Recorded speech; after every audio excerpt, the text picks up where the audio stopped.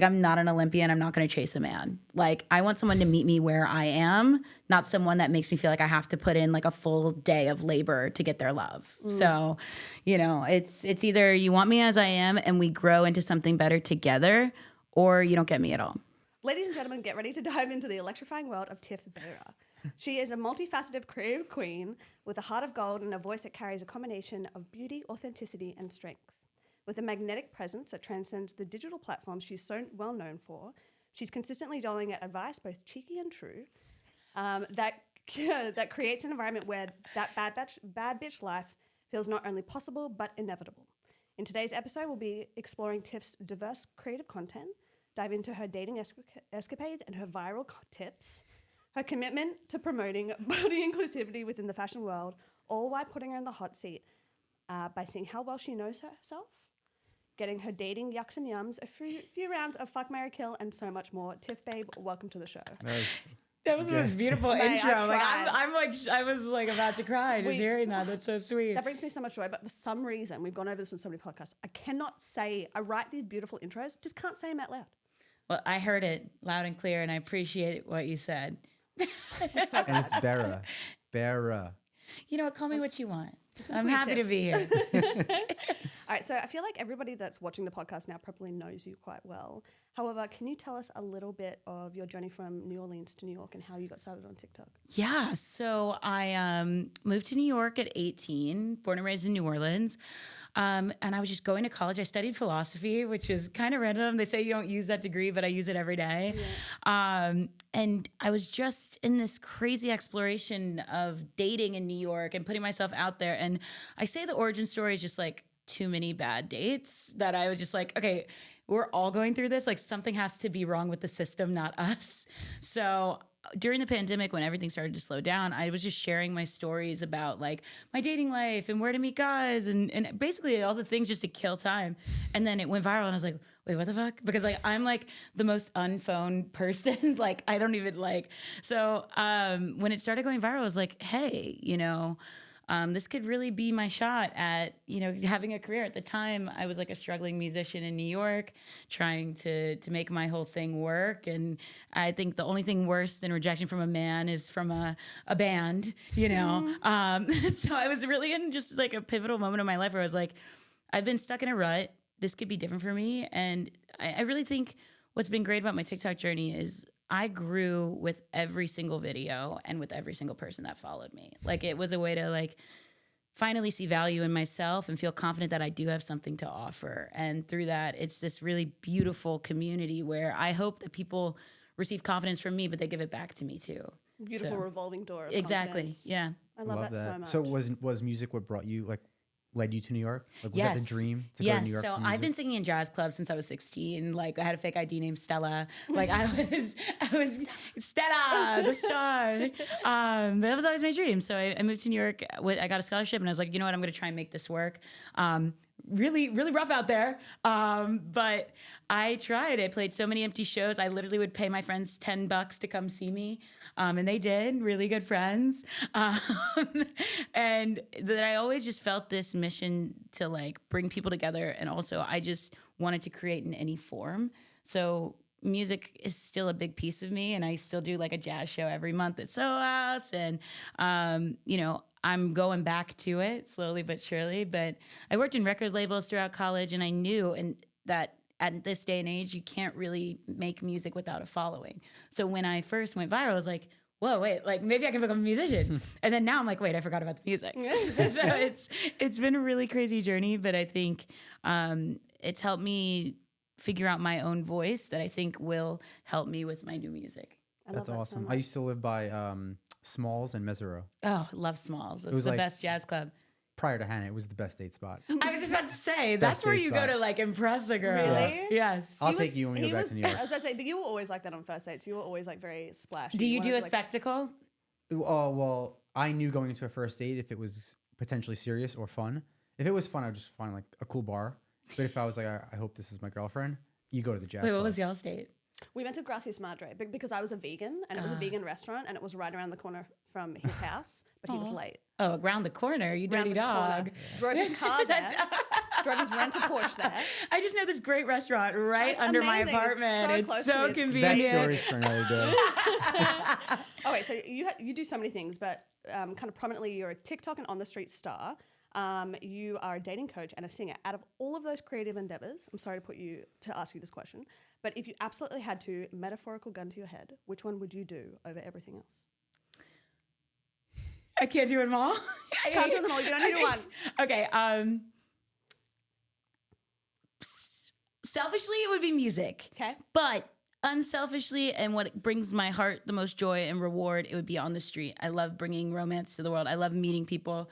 So you know what, I'm gonna say street art. So I think I have to do it because I think, and this is what's funny is because like my dating life was really dry recently, and I was like, I came to this conclusion. I was like, maybe I was sent here not for my own love story, but to help facilitate other people's love story. And then as soon as I said that, I met my boyfriend. It happens that way. It happens that Once way. you let go of the leash, Yeah, I let go. you attract. But I will say, it's truly an honor that I have so many people that let me into their confidence journey, their love story, and really, it's one of the most vulnerable things, dating, and to let a complete stranger sit in the middle of you in a crazy cowgirl hat, like it really makes me so happy to help people just be that person. Like, it's gonna be okay. It's just a date, you know. Ease their nerves a little bit when they're going into it, so they're not putting so much pressure on themselves. Oh yeah, they're always nervous for the most part. And even before that, when I was doing one-on-one consultations, I like talked to so many different people. What I saw were the two major problems with dating was anxiety and insecurity. Because like a lot of times people are like, "Oh my God, like I don't want to be perceived." And yes, rejection is very scary, but I think what's scarier is putting yourself out there and saying, "I do want love," and then getting rejected. Yeah, I actually, like, I go through my clips sometimes, and I saw a clip yesterday, and what did I say? I said, if people just knew that you're going to be anxious for a date, and it's very normal, a lot more people would go on the date, but as soon as someone thinks, oh, I'm too nervous, they pull out, and they find a reason of, oh, I don't want to go on this date because I'm too nervous, when it's just normal. But I feel like, and I always tell this to people, the feeling of what if always hurts worse than rejection. It's better to go out and be like, oh shit, that didn't happen. Let me talk about it at brunch with the girlies. Rather than being like, wait, I could have just met the love of my life, but I was too scared. Yep. Well, you always say that though. It's a story. Like regardless of what it is, it could be a story. It could be a new friendship. You could meet that person and then end up marrying their bloody brother. Who knows? Like you just the path to which you find love. And the funny date stories, the ones that don't work out, they're good stories. And I always say, like, compatibility is not really about you. You have to depersonalize rejection because, you know, some people might not like to eat the same things. Some people don't like the same restaurants. Some people, I don't know, don't like the same movies. It doesn't make those two people bad or ugly or terrible. It just means they're not compatible for each other. And not your cup of tea. That's fine. Yeah, exactly. Not everyone's going to like you, but not everybody has taste. So don't worry about the people that don't and worry about the people that do. Yeah. Straight. Damn straight. All right, I want to go back to your TikTok a little bit because I was doing such a deep dive on it. And I'm not a very big TikTok person, but I found there's informative things, there's like wild things, there's like sometimes hilariously unhinged things in the best way possible. Like you have texts from men whose names you don't remember, morning after clips, best places to party as a self-confessed club rat, best places in New York to find if you're looking for like a one-night stand or to find a rich, sexy, eligible man. Which one of these genres is your favorite to film and post? My favorite is definitely on how to be more confident, how to flirt, how to put yourself out there. Those are really what fills my soul and fills my mission. However, I do really think everything's important because my biggest point of making these videos is that we're not one-dimensional and you don't have to be one type of person. I can be unhinged and I can be in SoulCycle that same day.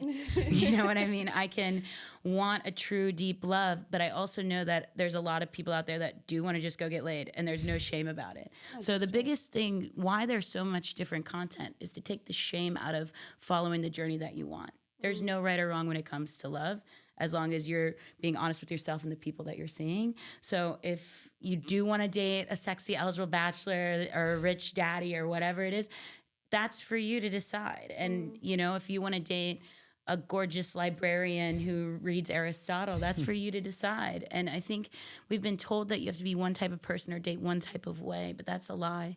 And the journey of figuring out what you want actually helps you enjoy your journey of dating.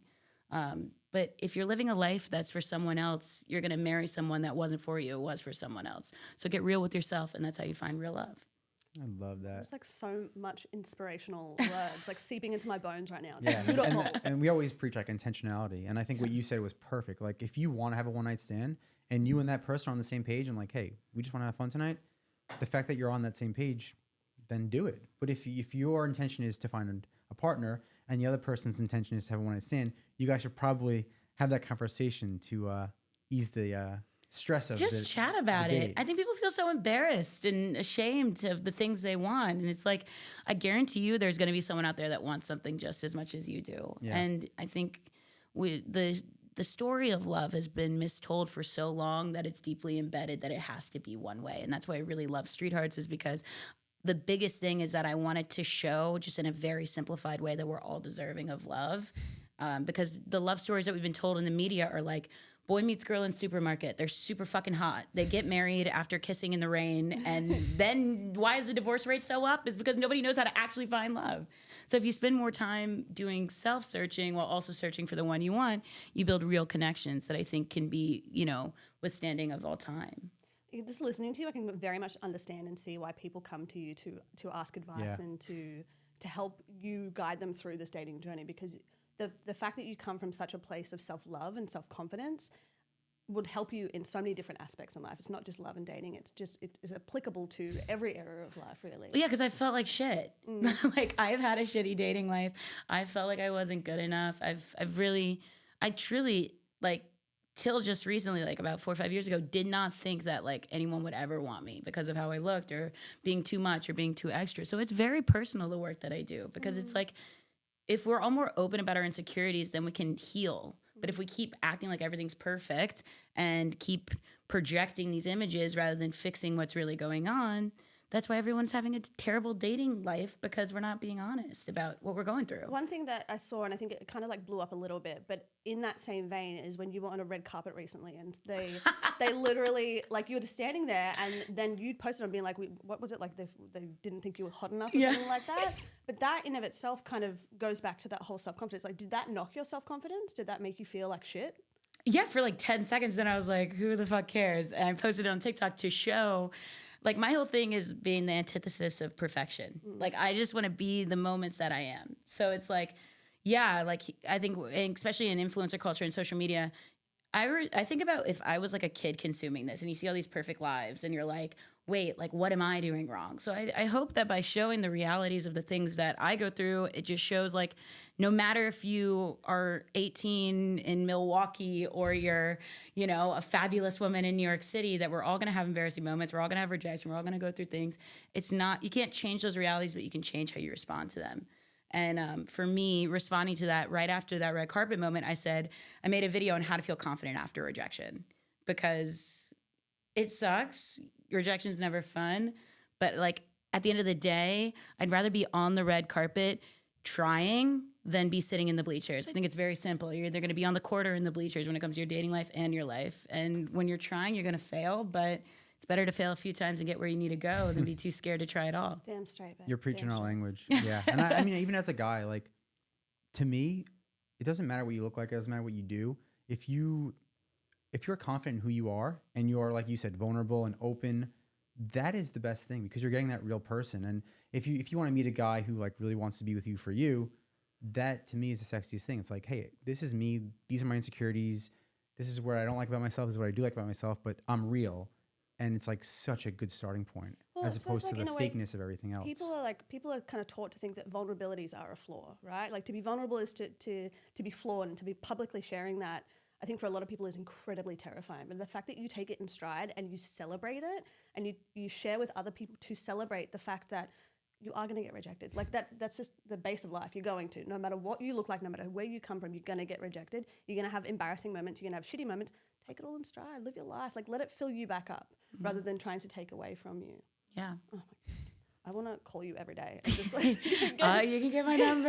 get self-confident. I'm here. I'm on call. I'm the love doctor on call. That's it, babe. All right, so you've been dubbed the Carrie Bradshaw of Gen Z, which iconic thing to be and person to be associated with. You met her, right? Yes, yeah. Was she amazing? She's so amazing. And also that was like an icon for me. Like my best friend actually just called me after the cover came out of Time Out Today. He's like, I remember when we were 16 sitting on the floor eating Chinese food, thinking like, wow, like imagine living that life.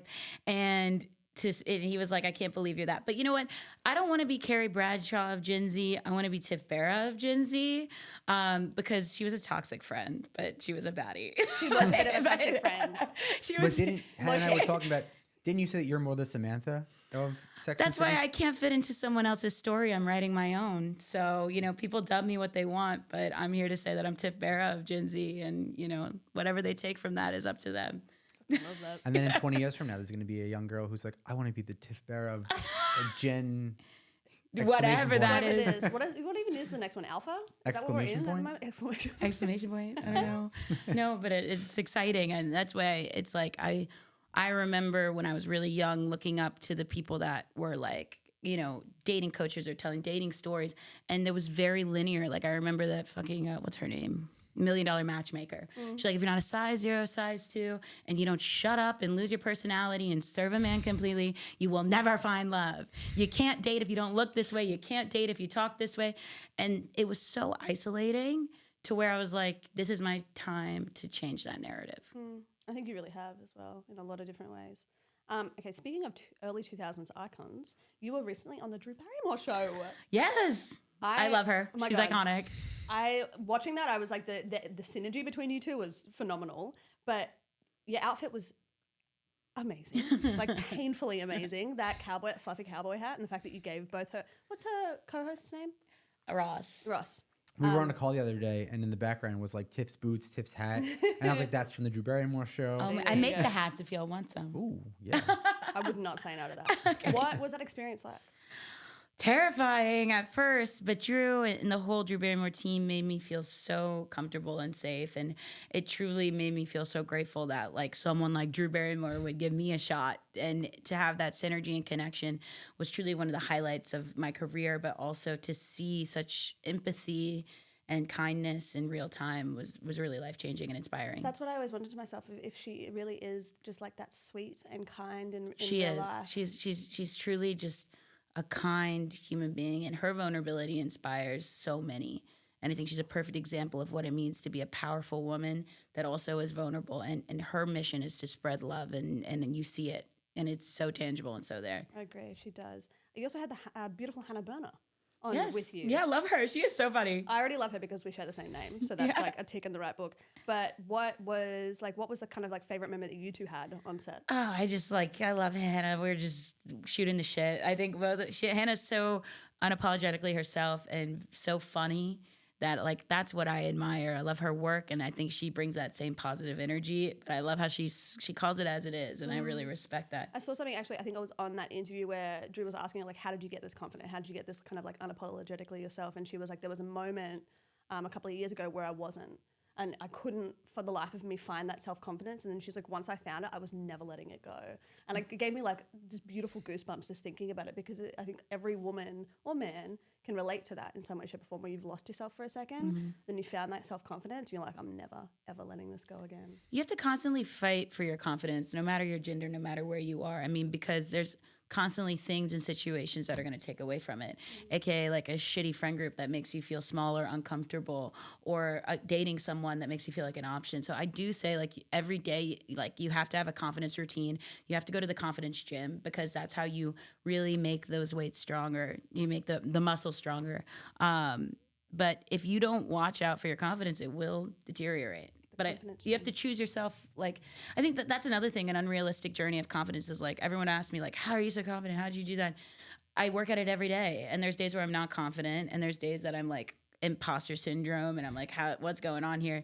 But then I have a few things that really make me feel strong. And I really lean into that, whether that's my meditation practice, or going to a soul cycle, or going to just talk to friends that make me feel loved no matter what. I think circling yourself around people that see you as your best makes you feel like you're best, even if you don't believe it all the time.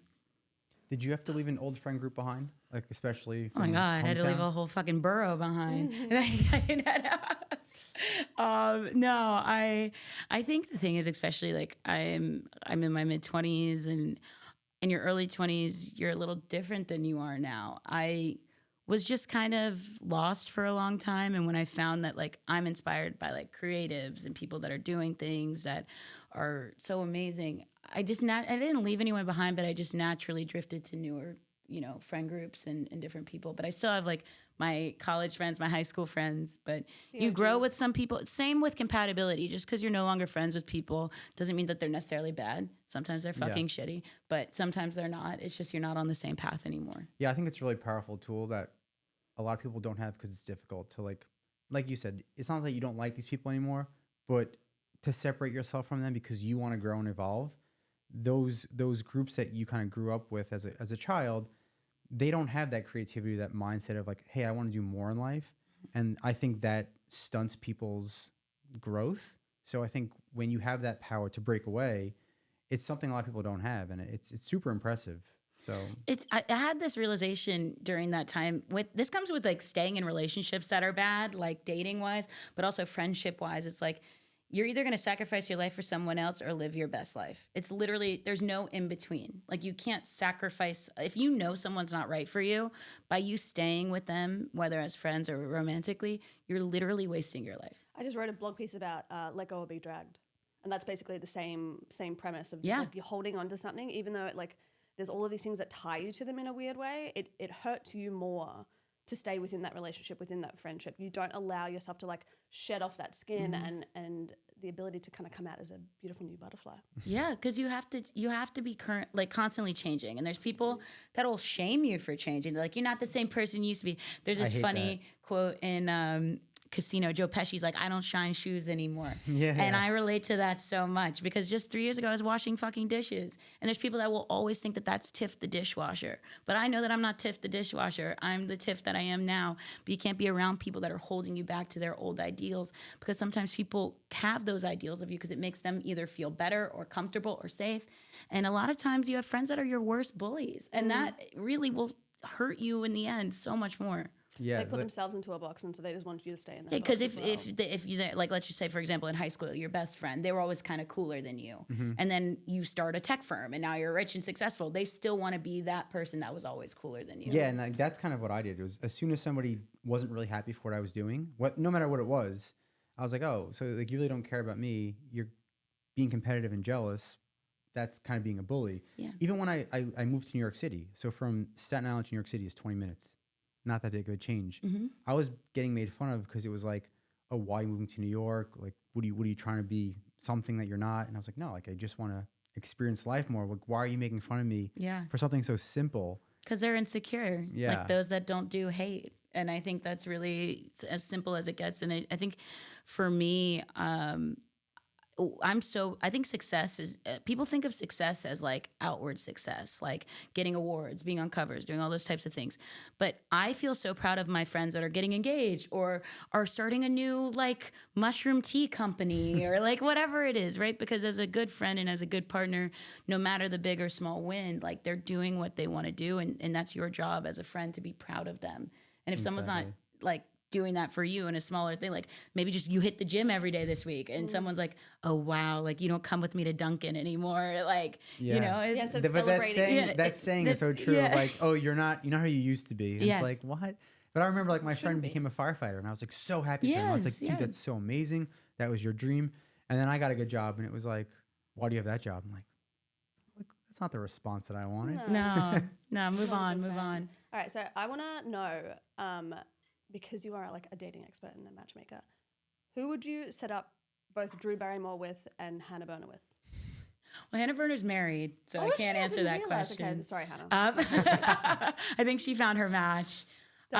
Easy, your job's easy then. Yeah, I think Drew Barrymore, I don't have a specific person at this point. I'd have to talk to her and understand more about what she's really looking for, but it would have to be someone that is completely just amazing and empathetic and kind and spontaneous, because I think Drew, what makes her so fun is she's always down for like fun adventures and new activities. So I would have to talk to her, and I'm sure we'll be talking again soon, and I'd love to help her. On the show, she said that she would let me match her. I was about to say, she said that she's going to be on Street Heart. Yeah, so we're working on that. That would be so amazing, but I can't make a match without the proper information. So definitely need to talk more about it. Due diligence, that's a good matchmaker right there. Not just throwing people out. I like it.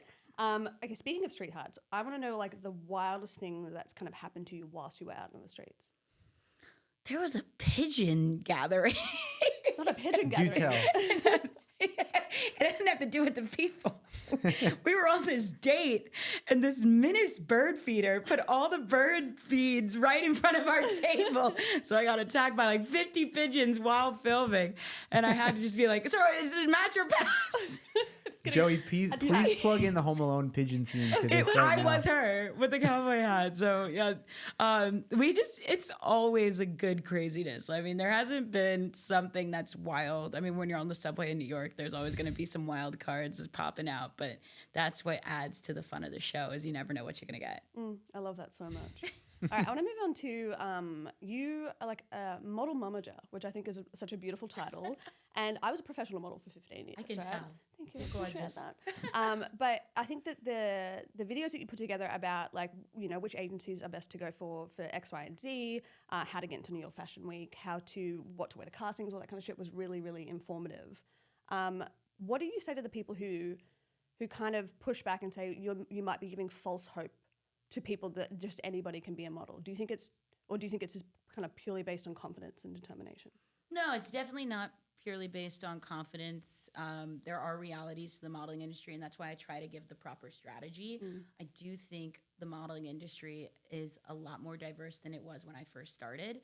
So I'm not in the business of crushing people's dreams. I'm in the business of saying there's a chance. You know, I'm not saying it's guaranteed, not 100% money back guarantee, but I'm here to remind you that, like, genuinely, if you put in the effort, if you have the vision, there's a chance. And sometimes just reminding people that there's a moment, there's a chance that it could happen is all that they need to actually make it happen. To not put themselves in that box. And I just want to help people not reject themselves. But I also have the empirical information that I have helped so many people actually get signed. So, you know, the thing is like, so many people are so easy to be like, no, you could never do that. Or even to themselves, no, I could never do that. But there are some times where sometimes you just come across the right video or the right person believing in you that helps you believe in yourself. Because, again, I came to New York with no money, no vision, except, like, I just want to make music and I just want to, you know, make it in the city. And I think, again, we all are on our own journey, so you can't compare. But I do remember the moment where I met, you know, some people that were like, hey, like, you have some talent here. And, like, they didn't say, you're going to be a Billboard star, baby. But they were like, hey, like, I think there's something good here. So if being positive is unrealistic, then I don't want to be anything else. I love that. We had Julia Barrett on. Do you know who Julia is? No. So she was a plus size model, but yeah, she was just telling us about a similar journey. She was like, you know, I wasn't the 90s, you know, supermodel, but I had such a successful career because people like yourself were like, try it. And she found this, you know, new market, and she's like super successful now all over the place. Yeah, because I think one thing that I always talk about, like, whether it's modeling or any other facet of entertainment or even in your daily job, I never want to be Tiff, like, the plus size model, or Tiff this. I just want to be Tiff, and I want to try everything and figure out what works for me. And I think a lot of times when you put yourself in a box, you feel like you don't fit in. So, you know, I think, at least I hope when people consume my content or hear me talk, it's like, hey, okay, maybe I'm not a model, but, like, this effort that I put in here, maybe I could do to be a creative director, or I could do something like that. It's less about the exact journey of modeling, but the thought process of, hey, like, there's a chance that I could do the things that I want to do and not feel like other people are telling me no, and that it's for other people but not me. I love your positivity. I get in trouble sometimes because people are just like, you got to stop being so optimistic and positive. I'm like, I can't. What's the other choice? I know. They're like, Being you have to be a delusional realist. is- And I'm like, but I can't. No, because being a realist, that's their reality. Yeah, you're right. We don't all have the same I reality. know. It's nice This is to my have somebody on. philosophy. Yeah, I'm It's with nice you. to have somebody on my side of the table. Someone else's reality is not your reality, and typically the people that are saying be realistic are the people you wouldn't want to be. Yeah, I remember when I was 14 in high school, and my math teacher was like, "You're not going to be in the NBA." Obviously, she was right, but I was like, "Why would you tell me that?" Because in my head, I was like, "No, I can. I can do whatever I want," and I never lost that mentality. But to your point, yeah, I'm not going to be in the NBA, but having the mentality if I could do anything I want, it led me down this path. So it's like the same thing. I always say, be delusional, but have the work effort behind it. Exactly. You can't just be like, I'm going to be a model. No, you got to make your digitals. You got to do your castings. You got to, like, send emails. You have to do the things to make your dreams real. But the first part is knowing that your dreams could actually be a reality. And that's the part that people struggle with. So many people that I've talked to are like, I just feel so scared to put myself out there because I don't think it'll work. I don't think it'll happen. And this is not just about modeling. It's like being an accountant or going to law school or doing whatever. They're like, I'm not smart enough. I'm not good enough. That's for people that are, I was the idiot of my class. I like was truly just, I love to chit chat. I was always the like, she's great, but like needs to shut up girl. And I had so many teachers tell me I was stupid. I had so many people, say it would never work. And use their no's as motivations to find your yes. So I love that. And I'm so happy you say it because if I find like enemies that aren't real enemies. And it's like, if someone said something that was subtly against me, I'm okay. I'm going to use that motivation and you're my enemy. Even though like publicly, I'm gonna, like nothing's wrong. But inside my head, you're going to be the fuel for the next few months of like proving you wrong. You can't lose if you don't quit. And I genuinely believe that because I think if you really wanted to be a basketball player, if you worked every day, every night, dedicated to that craft, maybe you wouldn't be in the NBA, but maybe you'd be a basketball coach for a high school. Or maybe you'd do something else, But I think that's really on the train of what you've done with this app though, is like the fact that you, like nothing around you was steeped in dating. By the fact that you were going on dates. And one day you was like, I'm going to create an app where people can meet in more of an intentional and genuine way. And then I can personally attest to this considering the fact that I stand next to you along every like step of it. But you grind your fucking ass off. It's like 7 a.m. until 11 p.m. every single day. You're working and you're working and you're working. And that in of itself will only bear beautiful fruits. Yeah, and like Tiff said, you got to put the work in. So I'm going to put all the work in. If it doesn't work out, I'll look back and say, well, I left no stone unturned. So it just didn't work out. Would you say the fear of what if is worse than the fear? Yeah. And I always say, how you fuck, how you date is how you live. And it's like... Yeah, I like that. And it's true because that fear of rejection is stopping you from dating. That fear of rejection is stopping you from your dream job. That fear of rejection is stopping you from putting yourself out there to make new friends. I mean, I would rather know the answer of rejection or not than that looking back being like, wow, like I wonder what would have happened. You're so wise. He's so excited. He's so happy right I need a martini and a cigarette. All right, I want to, we're doing like a new little segment. I want to say 5 things and I want to know what the first thing that comes to your mind. Okay. You singing in 2014 with A$AP Ferg. You really fucking went down the deep hole. I did. I forgot about that. Okay. First thing that comes to mind when I say that. I manifested that. Manifest. Sex playlist. Cannons.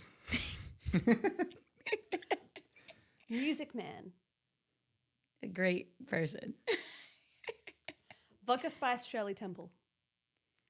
Shirley Temple. New York Times? Wait, am I playing this right? Yeah.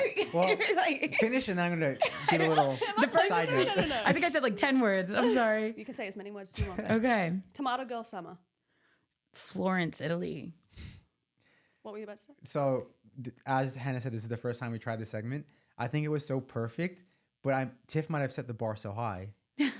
So we'll try it again, but that was perfect. Like, I'm so glad that we implemented that. Putting shame segment. to all of our future guests. Oh, I'm my just God. saying, like, I'm happy we did that.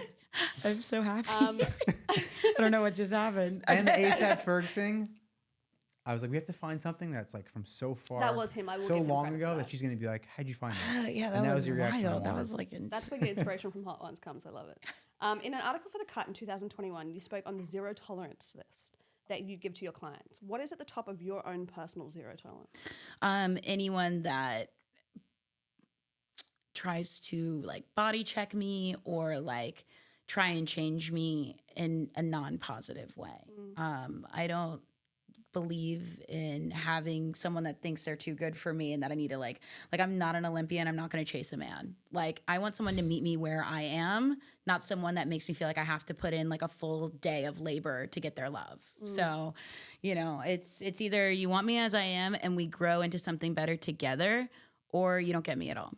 Are your sayings music lyrics? Because you're like so like boom, punchy. Not an Olympian. I'm not going to chase after a Yeah, man. it's like, That's is that a definitely music gonna get stolen lyric? by 'Cause that was somebody at sick. some point. I mean, I guess I'm writing my new song as we speak. Wait, so when you say body check, what do you mean? Like, do people actually like Oh yeah, say I negative mean, things to your face about that? in the past, yeah, I dated a few people that were like, oh wow, like when we're first dating, they love me as I am, and they're like, oh wait, like we should, like you have a great face, like your cheekbones would pop out so much more if you just like did this. I've had guys be like, here's some diet pills that my doctor No. gave. Yeah. I mean, it's just what it is. But as the thing is, I used to think that was normal, and that's why I really feel so passionately about talking about my experience, because it's like, you don't want someone that's dating the potential of you. You want someone that's dating you for who you are. And the thing is like, no matter your size, there's going to be someone that thinks you're beautiful. And as long as I am a firm believer that if you want to change your body type or weight or that your journey, that's for you to do. And that's nobody's business, whether it's bigger or smaller.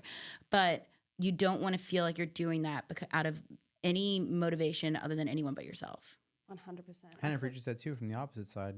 She was always told you have to be 110 pounds and you cannot go above that. And I'm 5'11". When she stopped modeling, like she was like tiny. so relieved that she's like, I could eat, I could put on 15 pounds and I don't care. And I think that we see that in the dating culture where that's really, I've had so many messages that I didn't even understand were helping people. Like when I wear like a slutty little skirt or like, I like wear these really cool outfits that I enjoy to wear. They're like, wow, I can do it too. And I'm not doing it for them. I'm just doing it for myself. But I do hope that people can just do what they want to do and not really think about what other people are going to think about it. I love that. All right. I want to go back to Music Man. Literally staring him right now, but not anybody knows. Both myself and the greater general public want to know, when are you going to tell us who he is? Wait, When are is you this gonna Music Man? No. This is awesome. Wow. Okay. Continue. Is that In the presence of greatness. Woo, I did not know this. I didn't know. Mystery until- too, because when I got introduced, there was nothing else. Just, hi, my name is so-and-so. I was like, I oh, was about to say, nice to don't say meet the you. name.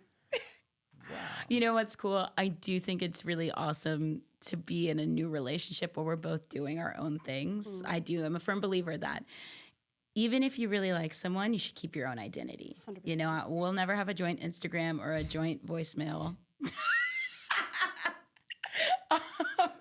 But I'm really proud of what he does, and I think he's very proud of what I do. And it's very new, but it's very fun. And we're going to hard launch because I'm not his trophy wife, but I will be his Grammy wife. So that's all I'm going to say. I was just about to say, you are, so that's when we can expect it, basically. I mean, there's no contract signed, but we'll see. Okay, so wait, speaking of the Grammys, as you said, hard launch, what made you decide that like that would be the perfect place for that? Well, Just by our happenstance. story is really funny because we just met out at a bar in New York. His friend was a new friend. I met her that night. I met her at a holiday party of my good friend. And she was like, come dancing with us. I have this cute guy I want to introduce you to. And it was his best friend. Oh, see? Really? Yeah. Wait, go on. So Hannah knows I love meet cutes, are they called? Meet cutes, yeah. Love meet Yeah, it cutes. was a Favorite meet thing. cute for sure. And then we just like instantly met and we were dancing ridiculously and like I forgot about everybody else. And then it was 3 a.m. and I was like, hey, do you want to get a coffee? Like Lunatic? yeah, like I was like, do you want to get a coffee? Oh, I'm sorry. That's all right. I was like, yeah, do you want to get a coffee? And he's like, is there anything open? Like, I don't know. Like, is there a coffee shop open at 3 a.m.? So I bring him to this like feral diner called Remedy Diner. And we sat there until like 9 a.m. Oh. Yeah. See, that I feel like when you go on a first date, and I know it's like it's not applicable to every single first date, but when you go on a first date and you can just sit there and like word vomit at each other, it's a really gross way of saying it, but you know what I'm talking about. To the point of like you leave the club at 3 a.m. and then you're sitting there talking in a coffee shop, a dirty diner until 9 a.m. Like that's the mark of a beautiful burgeoning romance. Yeah, I mean, it's really good. And you know what I really do like about him is that he always brings like such positivity and joy to the room. And I feel like he's just everyone's like biggest fan. And I love that. I feel like in the same way that you were talking about like who you'd set Drew Barrymore up with. In Yeah, that my same vein boyfriend. Of, like, in the same vein that you would like, I'd have to like set her up with someone who's like super empathetic and all these kind of things. Like the exact same thing with you is like you need someone who's incredibly positive and incredibly encouraging because that's who you are. And so for you to be able to feed back and forth with each other on that, like perfection. Yeah, and so as soon as like I think we were dating for like 3 or 4 days, I don't know. It's so crazy that he's in the room right now. Wait, No, it's I have a question. Did he officially ask you to be his girlfriend? Like, or did it just morph into that? yeah, right? You asked? Okay, wait, no, no, okay. What? Yeah. You asked? I love that. Because I asked Hannah to be my girlfriend, and she was like, on that's New so Year's sweet. You Eve. actually asked me. I was like, oh. Yeah, on New Year's Eve. On New Year's Eve at the Bel Air Hotel. It was real fancy and really You're beautiful. so dramatic. I love it. And that's what I love. We're both so cheesy. So before we came to LA, I was always joking, like, no one's ever asked me to be my Valentine. And he did this whole Valentine, spectacle. It was really beautiful because he knows I love cheesy. And, but it's just been really cool because we both do very different things, but we're really supportive of each other's things. And it's been really fun just to have someone that gets it. And I don't know. You have this real sense of peace and calm when you talk about him, and I think that's He really is also the beautiful. best energy. I Like know. I said, when I I shook know. his hand Absorbing it before, I all. was just like, oh, this is such a great guy. Yeah, I mean, is I awesome. am really lucky and I'm really excited. Well, that was the crazy part. We were only dating for 4 days and he was like, hey, so I'm going to the Grammys in LA. He didn't ask me to come initially. He was like, you should just come out to LA and see what's up. Then 5 days later, he's like, okay, we're staying at the same hotel. Here's your ticket to the Grammys. We're going together. It was Is it your crazy. first time? Yeah. What would Makes you me do so if he was excited. if they were like, all right, Tiff Baira is going to come up and do a little note for us? I and would then you sing had a to go love up. song to him. Would you No.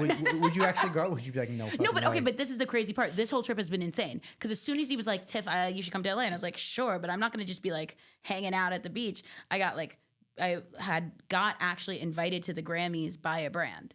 So Oh, we're nice. both going, tonight we're going to an event together separately. I got my own invite from the brand. He's there with them. So I think you do find the people that are meant for you at the right time. And I think I've been doing a lot of work on myself and finding out what I really want and building my business and doing all this stuff that I really brings me joy. So it's now I'm not just coming to this relationship being what can you do for me? It's what can we both do to make this as fun as possible? That's the way it should be, truly and utterly. All right, we always like to ask people, would you date yourself? So, Tiff, would you? Fuck yeah. Best Who answer wouldn't? ever. Best answer ever. All right, in that vein, I want to ask you some questions of how well do you know yourself?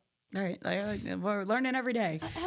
As someone who loves grand gestures, what was the ultimate grand gesture you spoke of that you said might be a little far-reaching, but you also said that nothing is out of our league? Hint, it was in the Cut article. Hot air balloon. Ooh, She does it.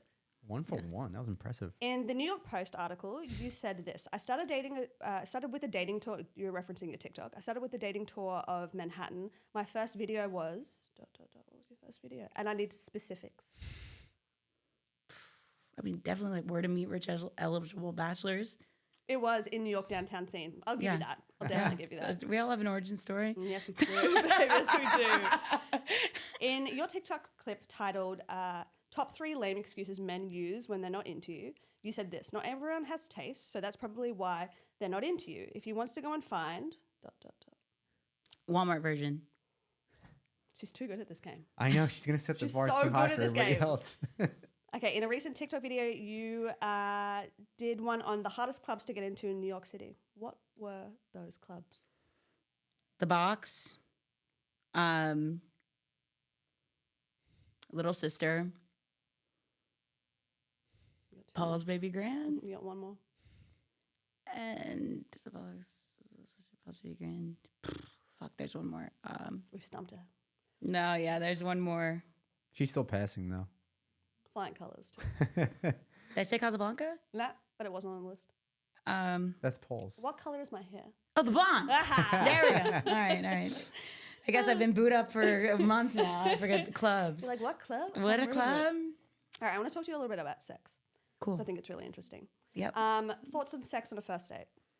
It's your life. Do what makes you feel good. Perfect. Ever okay to have sex with an ex? Yes. If If you're not in a relationship. no. Actually, if you knew the context. Look, okay, I'm gonna say this. Don't eat something that already made you sick. If I could take this off and That's drop it, I another would. that's another music lyric. You know what we're gonna do? We're gonna take all these perfect sayings, give them to her, and be like, "Here's a song." Create a song. Here's We've got the your lyrics song. down for you that you've already said. feelings on a one night stand. I think it's super personal, but make sure that your motive is not to fill a void. Do it for fun, but not to fix a need or for instant gratification. Love that. Oldest person you've ever slept with. Age is just a number. I love that. I think mine was like, I was like 20, maybe, no, I think I was like 19 and he was like 49. So it was like a good 40 News to me. age group. Girl math. Yeah, Girl that's math. great. What was yours? Do you The remember? oldest? Yeah. It's probably 25, and she was 53. Amazing. Australian. Mm. You know how to do it. What was she? Flight attendant. That's amazing. A flight Qantas. attendant. That sounds like you must- that's context. Yeah, exactly. New York. You just go to the local bar and Everyone's a flight attendant. Actually, that's what powerful women use to get laid. They change their occupation. Have you seen that Sex in the City episode? no, is that what they do? It's like Miranda. Miranda was like a powerful lawyer and no guys liked her. And then she started saying she was a stewardess and got laid like so much. Love it. Wait, youngest? I suppose is it the same? 24, 28, 26. Somewhere in there? Yeah, never really been my style till now. I love that we can just keep looking at him every single time something's referenced. Have you ever bagged an athlete? Yes. Oof, love it. Does size actually matter? Of their heart, yeah. That was a really good answer. All right, I want to do, actually, this is a new little segment as well called Dating Yucks and Yums. So you'd say yuck or yum to Gotcha. which one. Men that type in all lowercase. I have yum, yuck. Yuck. I they have no room to judge because I can't text. So I don't know. They have professionally taken photos on their dating profile. Like every single one of them is like professionally taken. You're a catfish, yuck. When they have an Android, aka you get the green bubble. I would say yuck, but there's a lot of those tech guys that secretly have a shit ton of money and just hate Apple. So maybe yum for yuck. It depends on your type. Shirtless mirror selfies. It's given fuck boy, but I guess yum if you look good. That is the defining factor. Wearing jeans to a club. No, yuck. Yeah. Put on a trouser. You. If they reply to every message instantaneously. Like Like you say if you're dating somebody and they're just like, you send them something and they like immediately text you every single time. I mean, that might be crazy because it just makes me feel secure. Yeah, yum. Couples who, you actually said this before, but couples who share a joint social media. Y'all enjoy y'all's little Starbucks and pumpkin patch, but that's a yuck for me. Carving pumpkins and shit. I agree. I had an old friend who did that, and I was like, babe, just get your own. Like, just Yeah, why no, are you come on, that keep your own codependent? identity. But I guess if you're really in love, who am I to judge? But I won't accept your request. All right, we're moving on to Fuck, Marry, Kill. Just 4 Okay. rounds of this. Gorge. Celebrity couples, Ariana Grande and Ethan Slater, Kylie and Timothée, or Selena Gomez and Benny Blanco. Oh my God, such great ones. Kill Ariana and SpongeBob. Marry Benny and Selena because those are like the hottest couple. I love them, and I think they're so funny. Timothy and Kylie, threesome, one night stand, hot. Fuck all day. Yeah. Social media, Instagram, YouTube, TikTok. Kill YouTube because I've never tried it. I need to do that. Marry Instagram because I think it's a lot more stable than TikTok. Have a good time with TikTok. Yeah. Love that. Singing, street hearts, dating advice. Sorry. Marry Streethearts. Fuck. Dating advice? I can't kill music. I don't know. That's the headline. Tiff kills music. Music is dead with Tiff Baira. My new album's coming out next week. Yeah, I guess. I love that.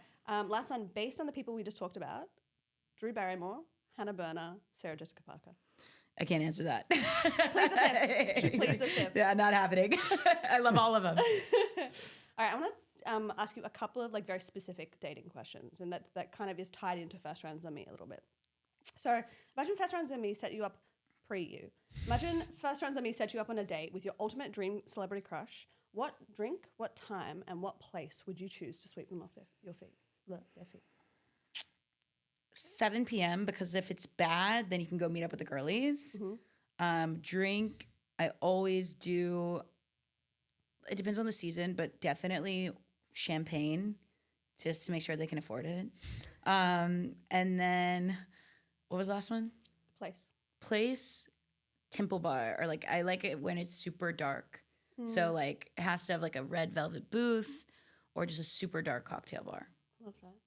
What was the cocktail bar that I used to go to? Little Branch. Yeah, so cute. Is that I still love, is that still good? yeah, I think so. Yeah. But I love Employees Only. I love Employees Temple Only. Bar. I love Tea Gray. Like I love these little like you can't see each other, so you can't see if there's any red flags. We went to Employees Only straight after getting engaged.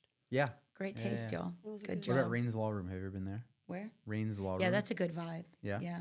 But that's a little more. Keep in mind, these are like 5, Yeah. 6 years ago when I was that's going, so good. I don't know if it's But like still a thing. me and Music Man went to Sunset Tower the other night, and we Yeah. couldn't see each other, but we had a great time. So I dark. think it was him. Oh, you guys should try. I'm sure you already know. Nice Guy. Oh yeah, I really want to go. Nice Guy is really good. Yeah. This guy is really nice. Yeah. Okay, so imagine you only had 12 hours to talk to a potential new romance before a date. How do you utilize that time? Do you talk all 12 hours, or you just confirm the plans and leave the mystery to in person? I think it's a mix. Don't get too personal online too quick, because then that's how you get stuck in like the dating app purgatory, because you're like, I'm building this crazy bond. You do not know this person yet. So do not tell them all of your trauma on a green text. Like, relax. I think what I would do is utilize a few questions just to figure out where they are in life. Like, are you looking to casually date? Like, what do you want to do? Once that's established, I would see their like texting style, if they're like funny banter. If they're not, but if you like a dry person, go for that. But I don't know, you can kind of just pick up on cues, but set a time to meet up. I always say, like, when I'm on the apps, you have about like 48 hours to know if you really want to see them or not. And that's what I like about y'all's app. I totally agree. You're already making plans before you even, I think you should always see each other in person to get to the real questions. Yeah, and I think like the 48-hour thing is great because it's not even that person, but as each day goes by, you're getting more matches. And then the person from 2-3 days ago gets wrapped in with everybody else. Yeah. And it's just like a wave. Yeah, you got to see how someone is in person. And that's what I say is like, a lot of people are anti-dating apps. I am not anti-dating apps. I don't think the dating apps are going anywhere. I think the dating apps are a great tool, but you have to not let the tool use you. Don't get lost in the dating app. The dating app is means to making the connection in person. And I think a lot of times with the dating apps, you can feel like you're dating because you're like, I matched this person, I matched this person. Yeah, you have pen pals. You have literally a whole group of people that you can say good morning to, but who are you going to wake up next to? And that's why you need to go out and see for yourself. Be vulnerable, put yourself out there, because I think right now it's like a safety blanket. You feel the illusion that you're dating, but use the dating apps as a way to make real connection. And I think I think so many of the apps are doing great. Y'all are doing great about like making that initiative to meet in person. And I think that's it. So don't try to eliminate the apps or only meet in person, but utilize the apps as a way to actually create real connection in person.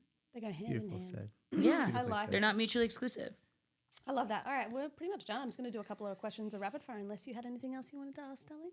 No, I'm just really excited that those new segments worked out. But again, Tiff's just very, very good. So Well, she's an we'll see. interviewer herself, so I feel like we're getting a bit spoiled with that. Oh that no, section. y'all are great. Thank you for deep diving on my whole life. It's really wild to course. hear it in an hour. I just joined Hannah doing this because she used to take control of the whole podcast, and she was like, "Listen, it's great, but you need to like chip in a little bit because it's more engaging." So I was like, "All right." So you were the second one I did, and I was like, "This is fun." I was looking at your TikTok, your Instagram. I read all the news articles on you. I was like, "Damn." Like, man. we had met once before, It's very cool. briefly at that Yeah. event, but I was like, I feel like I know this woman back to front now. Like, I just know I'm everything about honored. your life. I'm honored. I'm honored. All right, so 4 rapid fire questions, and then we'll be done. 'Kay. The biggest misconception people have about you. That I'm not sensitive. That I'm always like a bad bitch all the time. Bad bitches cry too. Your go-to karaoke song.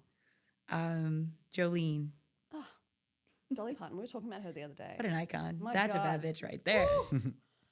Top date night spot in New York City currently. I love the nines. I'm always over there. Yeah. Yeah. And last one, most unconventional date idea. Oh my God, I want a hot air balloon.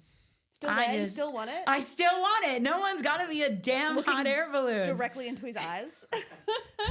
I want that or like doves or something. Doves? Doves. Would you say doves for the wedding day, or you just want it on a No, date? just like Tiff, let's go like fuck it up at like the Olive Garden and get some doves. Oh my god, that's incredible. Tiff, darling, we cannot thank you enough for bringing your, bright, beautiful light onto our podcast today. It's been such a joy, such a pleasure. Yeah, Thank and you. wait, so do you really have a music album coming out next week, or that was No, that was a joke. But okay, I'm gonna what are start. you working on? Definitely starting the music process. Definitely starting to work on some new projects. But keeping Street Hearts happening. We're every day we're growing, and it's so exciting. And I have some very secret things I can't talk about, but hopefully you'll see me on your TV soon. That was a very juicy hint. I really loved that. All right, can you just let the people know where to find you? Yes, you can find me on TikTok at Tiff Baira, on Instagram at Tiff Baira, Baira. You can find me on Roku at Watch Me in Miami. No, it's Match Me in Miami. Fuck, yeah. Say it again. Yeah. You can find me on Roku on Match Me in Miami. And you can find me on Street Hearts at Street Hearts NYC on TikTok and Instagram. Thanks for having me. Thanks, Tiff, the best. And please watch one of our past episodes and subscribe. And thank you so much for watching.